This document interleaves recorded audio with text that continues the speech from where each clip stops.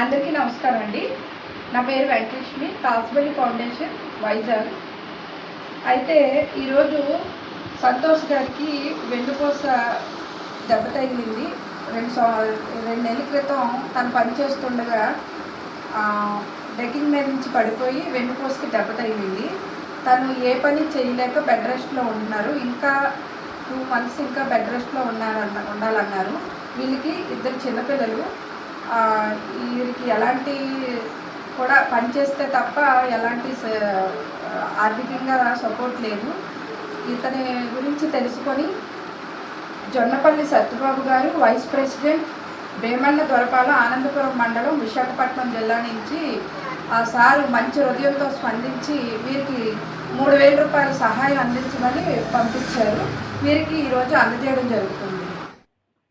ఒంటరిగా ఉండి మేము ఇవన్నీ ఎదుర్కోలేక యూట్యూబ్ నుంచి ఏదైనా హెల్ప్ దొరికిద్ది, సోషల్ మీడియా నుంచి ఏదైనా హెల్ప్ దొరికిద్ది అని ఈ వీడియో తీసి పెట్టడం జరుగుతుంది. పైన ఉన్న స్కానర్కి ప్లీజ్ స్కాన్ చేసి ఎంతో కొంత మీకు దోచినంత సహాయం చేయండి. నేను ఇప్పుడు ఎటు వెళ్ళి పని చేసుకోలేని పరిస్థితి. ప్లీజ్ అందరికీ చేతులెత్తి దండం పెడుతున్నాను. ఎవరికి ఎంత దోస్తే అంత మీరు హెల్ప్ చేస్తే నా భర్త ట్రీట్మెంట్కి, నా బిడ్డలకి, ఇంట్లో. అందరికీ నమస్తే అండి. నేను 2-3 వీడియోలు అప్లోడ్ చేశాను ఇన్స్టాగ్రామ్లో అండ్ యూట్యూబ్లో, కానీ చాలామంది చూస్తున్నారు, ఎవరు హెల్ప్ చేయట్లేదు. దయచేసి నాకు సహాయం చేయండి. మా ఆయన పెయింటింగ్ పని చేస్తూ బిల్డింగ్ నుంచి పడిపోయాడు. చాలా ఇబ్బందిగా ఉంటుంది ఇంట్లో. మీకు కావాలంటే నేను రిపోర్ట్స్ కూడా పెడతాను, పాత వీడియోలు కూడా చూడండి.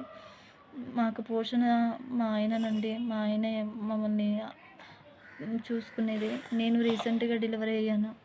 5 మంత్స్ బేబీ కూడా ఉంది. ఈ బేబీకి 5 ఇయర్స్. ఈ బేబీకి కూడా ఒంట్లో బాగోదండి, హార్ట్ ప్రాబ్లం.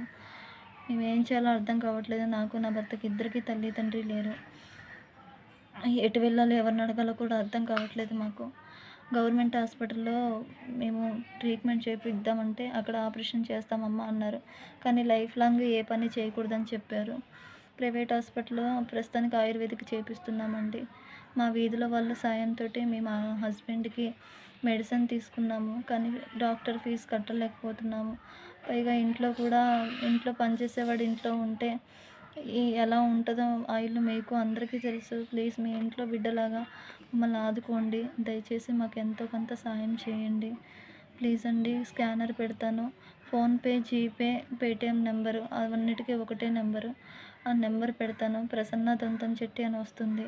ప్లీజ్ దయచేసి నాకు హెల్ప్ చేయండి. నాకు ఈ ఒక్క హెల్ప్ చేయండి.